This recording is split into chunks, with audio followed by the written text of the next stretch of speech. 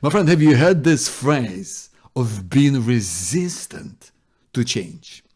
Right? That always kind of gets a bad rap. Like you shouldn't be resistant to change, right? Even though change, we know that change is hard. Change requires you sometimes do things that you don't want to do. So it kind of almost feels like that resisting the change is wrong, and not recognizing the fact that any kind of change is tough. Change is so hard. Right? Whether that's, I don't know, whether it's losing weight, whether it's starting something new, like all of those things are incredibly tough.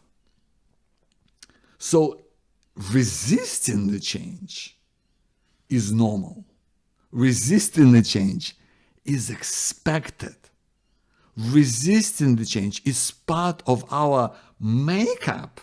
It's how we're built. And yet, resistance also points to a fundamental part of our life where sometimes we want to be different, where we want to show up in a different way. Because so oftentimes, right, resistance isn't about something that, in an external situation where you're in a work environment with other people. Sometimes it's like the biggest resistance, like that happens on the inside, right? Like when you gotta do something. Something needs to change. Something needs to be different. And that's even harder because no one is forcing you to do it. You kind of have to find a way to deal with it yourself without beating yourself up, without feeling guilty about, I'm not doing this, I'm not going fast enough, I'm not doing it right, I don't know what I'm doing, it will probably never happen anyway. We have all of these doubts, especially us as survivors, because we've got so much of these negative feelings built up of all of this like horrible programming from the past, from the things that ain't our fault. There's just these messages, like they run within us, and as soon as something happens, right, these things, they just get triggered to the top, and all of them start circulating and getting into our minds and sprinkling doubts and worries and fears, all of these things that kind of start circling around us. So we require to deal with this, I think, in a totally different way. Because if we just try to fight it, right, that doesn't really work so well.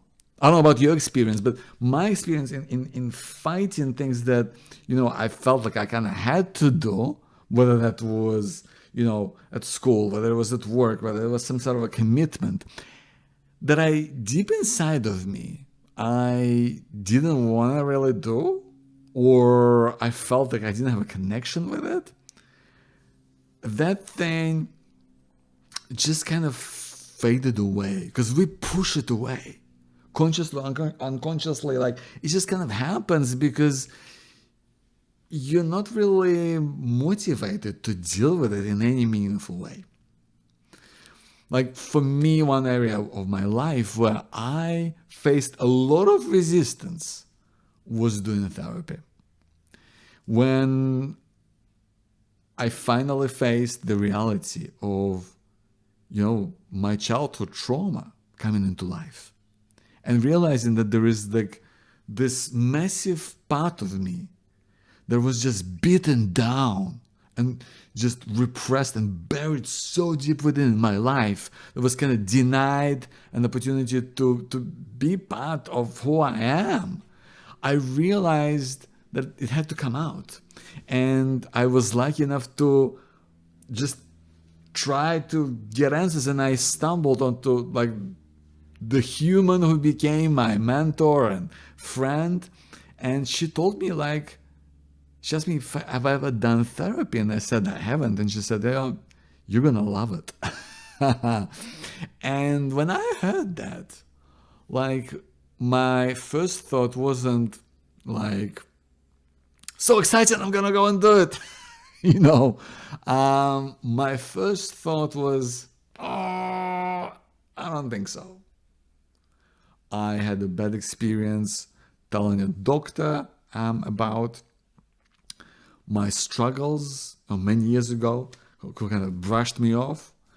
And it wasn't something I've done. I had my own kind of ideas about what therapy might be. They were completely wrong, by the way, or completely wrong in the way that therapy can be and should be, right?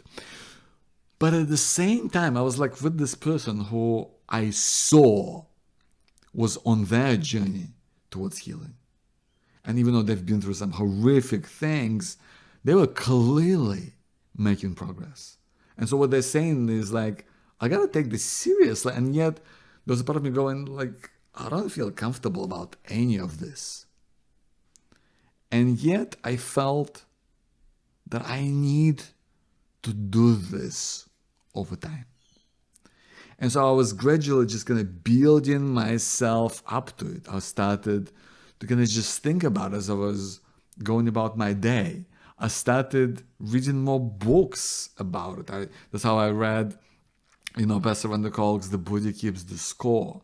I started just kind of immersing myself in this world and asking questions and talking to people who've been through it. And that's what's given me eventually the confidence to really step into it. But I also felt that this resistance was coming from the fact that I really needed to do this. I needed to find my way into healing from trauma. And I also needed to do it on my terms. And doing it eventually, doing my research, finding the right type of therapy, finding the right therapist, it took time, but it's been such an incredible experience. And I truly love it, right? It wasn't necessarily what I expected, but because it was a person that I really connected with, because I prepared myself for it, because I was willing to open up and just try things, because I set everything up in such a way that allowed me to really just dive in and build trust and make it work. It's given me, first of all, an incredible amount of calm in my life. It's brought this sense of wholeness.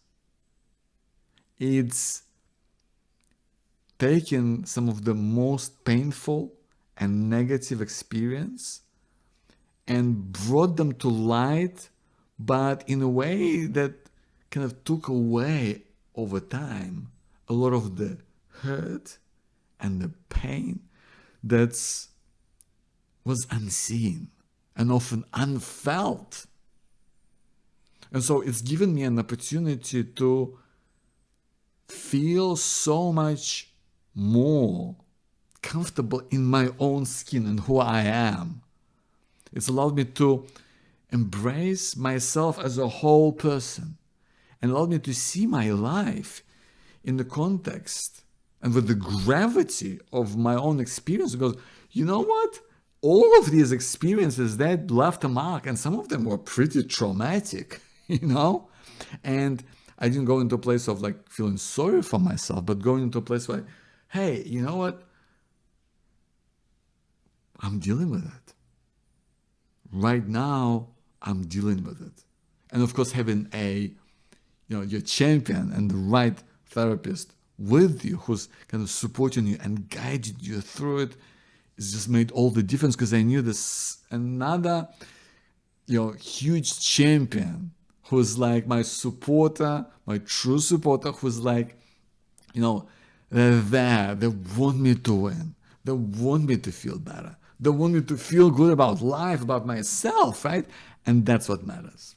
So it's just been an incredible journey, but I felt a huge amount of resistance.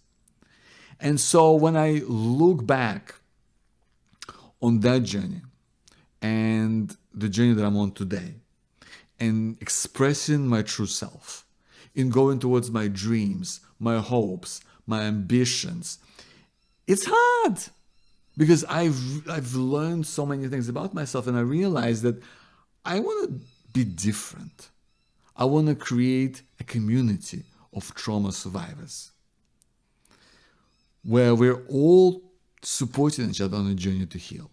I want to do speaking and life coaching as a career, not something I'm doing on the side, but as a career. I'm reinventing my coaching program as something that is specifically oriented towards trauma survivors, towards helping someone who's been touched by trauma. And when I say touched, I don't. Sometimes it feels like it's a train going right through you, right? But what I mean is touched. I mean, it's impacted you in some way. Maybe it's been your loved one. Maybe it's someone who you care about. But if your life's been touched by trauma, I put together this program, entire curriculum, to help you gain skills that aren't just for survival, but for thriving and leading a life of fulfillment, of meaning, and feeling that you belong, right? And I'm so excited to do that. But sometimes when I'm doing all of this work, I sense this resistance because it requires me to learn new things. It requires me to do things in a different way. It requires me to summon the best of who I am. And it kind of shines a light on where in my life I need to do this. Even though it's hard, even though it's different, even though it means I have to change what I'm doing, how I feel about things, and step into it without having answers sometimes, and just trying to figure it out and stumble through things, even though sometimes I have no idea what I'm doing, And so here's what I learned about resistance is the resistance is what, like, this urge to stay in one place, stay put, stay here in one place. And that is holding you back. That is that impulse of staying in one place, of kind of hiding away or staying in where you are, whether you call it the comfort zone, but it's a strong urge. And we don't have to fight it. But if the urge is to stay in one place, stay where you are, then we gotta move. We have to move towards living life differently. And what I mean by that, to me, move is really 4 things that we have to move when we experience and sense the resistance. And these 4 things are vital in terms of moving beyond the resistance towards where you need to go in life to achieve things that will make you feel better, that will help you feel like you're truly making progress, that will help you feel like you are overcoming your demons, the fears, the doubts, the frustrations. You're going beyond that. You're moving to live as your highest self. Isn't that a beautiful thing, my friend? When we can live as our highest self towards a greater sense of purpose, of possibility in life, and feeling happy, right? That's what life is all about. Feeling like you're in a moment. Feeling in a moment, feeling like you're making progress can only happen when we move towards something you care about deeply. So, move. First and foremost, it is about magnifying the desire. So oftentimes we resist things that you gotta be able to do. you know that this will help you. It will help you to live a different quality of life. It will help you to, whether this is, lose weight, whether this is fall in love, whether this is change your career, right? We know those things are required, but there's so many unknowns. There's so many kind of ways that it all can go wrong, right? That's why we have to be able to really reconnect with what it means to you and magnify the desire, not just the outcome, right? The outcome might be, it might be lose weight. Maybe the outcome might be, find, a partner that you love. The outcome might be have a great career. But we want to magnify the desire. How is it going to make you feel? How is it going to actually make you feel? Right? Because that's why we're doing it. We're doing it to feel a certain way. Not because, having a different job or being with a different person or looking a bit different. Like, that's not going to make us on its own be different. You've seen probably plenty of people that no matter what happens in their life, maybe like all these great things are happening and yet they're never happy. Right? I was just talking to a person like that this morning. Like, I just kind of ran into them. I see them sometimes when I'm jogging and like, great human being, and they always seem to be like in a good place in life, but they're never happy. Things ain't all never working out. They're never happy about what's going on in their life. And so we have to reconnect with that desire, magnify it, really connect with it, really remind yourself, like, well, like, how is it that I'm gonna feel about that? What's it gonna do for me? What happens if I don't do this? What am I gonna miss out on? Right? The desire is we don't want to miss out on some feeling that is really important into who you are and how you feel and how you come across in life to yourself and to people around you. So maybe like losing weight will make you feel just confident in being around people and just having fun and not overthinking about how you look. Maybe falling in love will give you that sense that someone gets you. Someone like truly understands who you are and that person is just with you no matter what happens. How cool is that? That's a feeling that is very different to just being in a relationship with, and people don't look down upon you or something. You know what I mean? Like, for me, that was a huge thing in my life. Like, falling in love was like, I needed this person to be this incredible human being that, is just going to make me feel like so connected, and we're going to have all of this stuff together. But it also made me realize, like, hold on a second, I have to be that myself. So now I have to up my own game and show up in a big, powerful way. So I had to remind myself every day for years that I deserve this. This is going to bring this incredible joy into my life. And because it was hard, because there were so many failings and I had no idea what to do, and I didn't know how to go on a date. I couldn't have sex, right? Because I was just so like frozen. I didn't know what to do. I felt like, now I get it, there was the impact of going through rape as a child. But back then I just had no idea what was going on. I had no idea that how deeply it impacted me. And magnifying that desire of going, you know what? I would literally stand in front of the mirror and say, you deserve to be happy. You deserve to give love and be loved in return. So how can you magnify the desire to be who you want to be? Step into the life you want to step into. Be the person that you aspire to be. Feel the way that will make you feel alive. That's what matters. How can you remind yourself? Is it part of something that maybe you can journal about in the morning?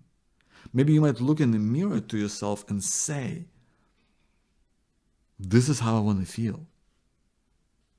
Maybe this is something you talk to people you care about in your life and say, this is what I want. And you kind of just bring it out. What is going to help you do that? I think that matters. So that was in move, magnify your desire. The second thing that is so vital is to optimize your environment. That's the O.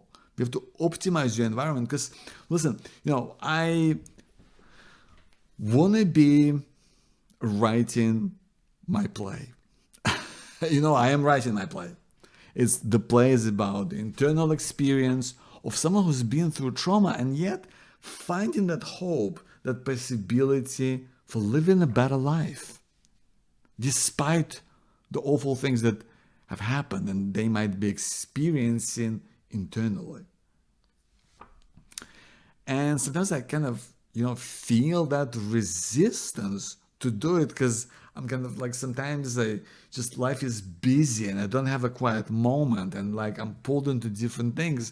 So what helped me was to really find the time in my day where I feel I can make like, half an hour to an hour of my time to just write. And sometimes it ends up being 15 minutes and sometimes I'm not producing anything of great quality, and sometimes it just gets thrown away because I'm learning and I'm trying things and I'm not a playwright. I'm figuring my way through. I'm learning new skills. I'm trying stuff out.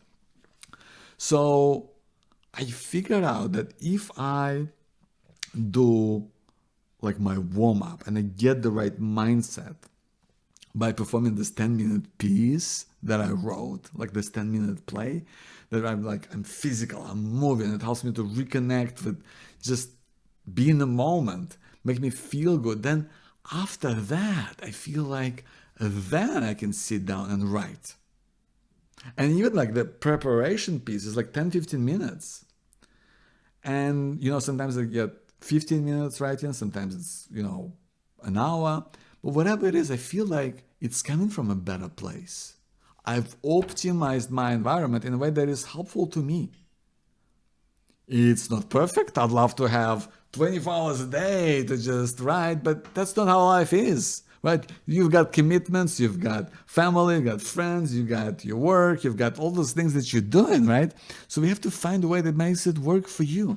How can you optimize your environment in a way that doing something will be easier, will kind of flow better, will be more natural, right? Because you gotta make it work for you, right? Not for these other people. Like maybe for someone else, this is what works. But for me, this is what uniquely works for me to help me write my play. What's gonna work for you?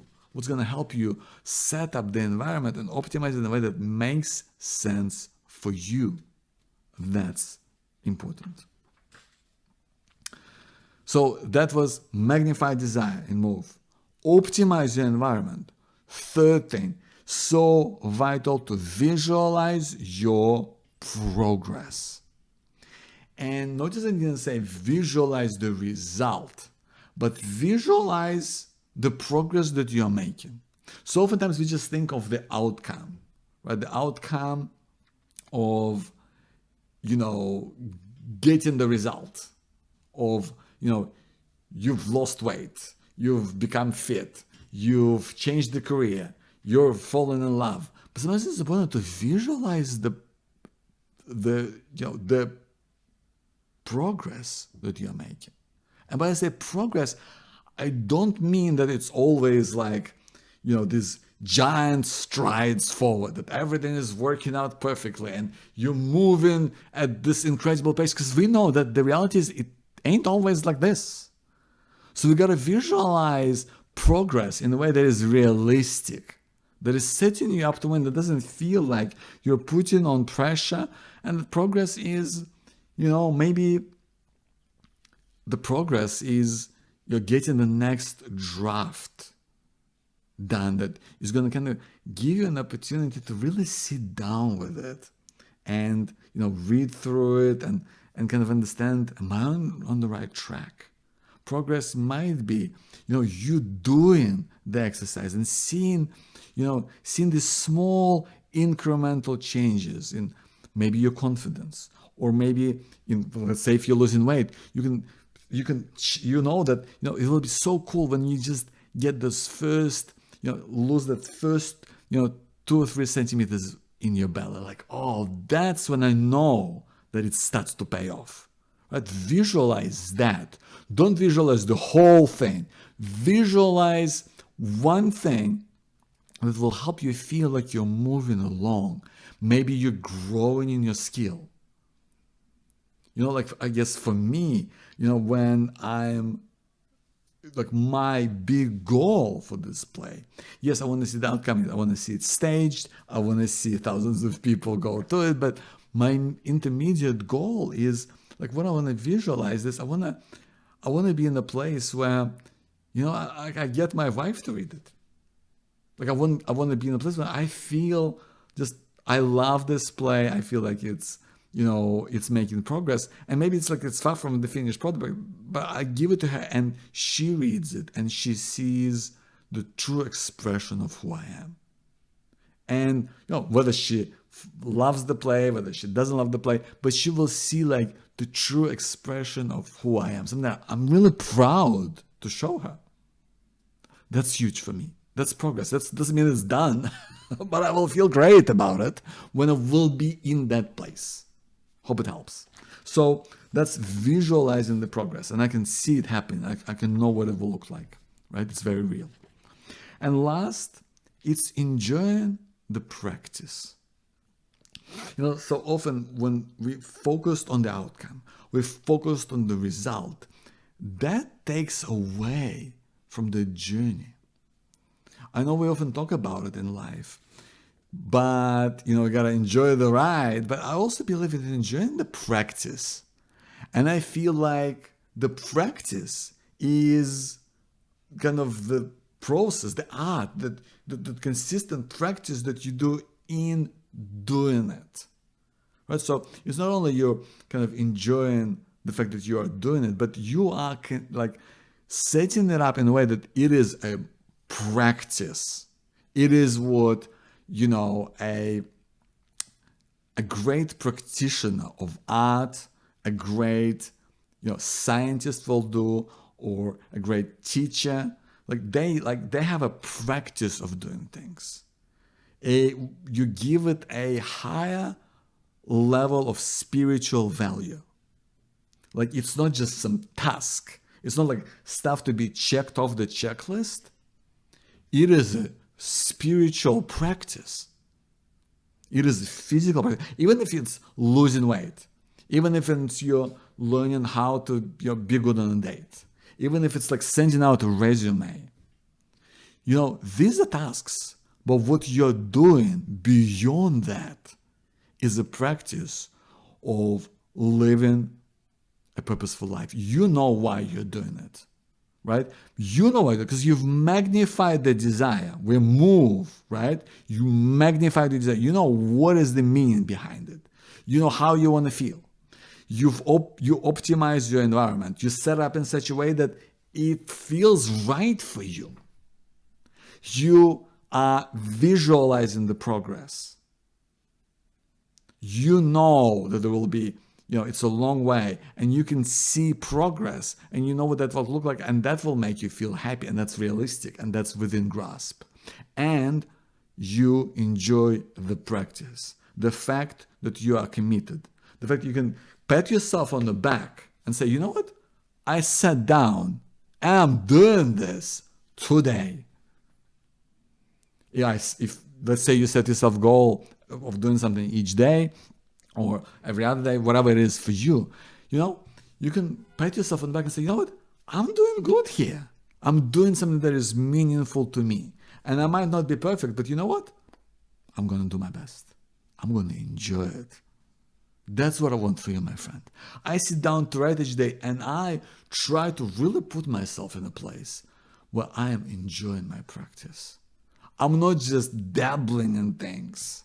I'm not just doing it whenever I feel like it. I'm sitting down. I'm doing it. I know why. I know what it is that I'm doing. May not be perfect. It may not, be amazingly super inspired every single time, but I'm doing it. And that's what a good practitioner does. They set their mind to it and they practice. That's why when we put all of that together, when we feel that sense of you move, you're progressing somewhere, you are making progress in your life and things are moving forward, you're not stuck in one place. But that resistance, my friend, it is shining a light. It is shining a bright light on the area of your life where you need to change for yourself. Not for somebody else, but for you. You know you gotta change. You know you wanna be different. And you acknowledge it's hard. That's why I say embrace the resistance. Embrace it. Because that's a part of self-mastery. It's a part of acknowledging who you are, your true self, your desires, your needs, your wants, and you're putting it into practice consciously and consistently. That, my friend, is why we embrace the resistance. Remember, you, yes, you, my friend, you have this incredible gift, this power to be happy. Ha ha! Happy, right? Happy. To seek this clarity in everything that you're doing. To show up at your best every single day. And to hold on to hope. That no matter how crazy the world is, things can